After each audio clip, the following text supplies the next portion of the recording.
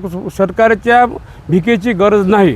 शेतकऱ्यांच्या या अर्थसंकल्पापासून खूप आशा पल्लू झाल्या होत्या, पण एकंदरीत शेतकऱ्यांवर अन्याय केलेला दिसत आहे. या सरकारने महाराष्ट्रातील शेतकऱ्यांसाठी तर काहीच त्यांनी म्हणजे ठेंगा दिलेला असं दाखवलेला असा आहे.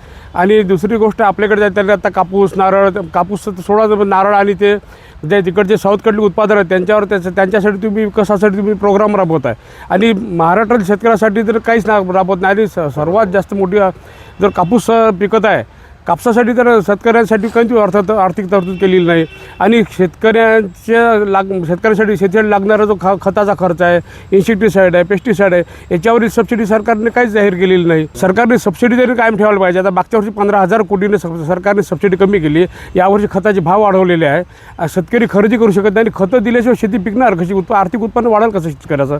तुम्ही जे आम्हाला भीक देऊन राहिले ते भीक काही कोण्या कामाची नाही ना. तुम्ही आम्हाला स्वावलंबी बनवा, आम्हाला तुम्ही टेक्नॉलॉजी द्या, आम्ही याच्यातून स्वावलंबी बनतो आणि आम्ही आमचं सुधारतो. आम्हाला शेतकऱ्यांना सरकारच्या भिकेची गरज नाही.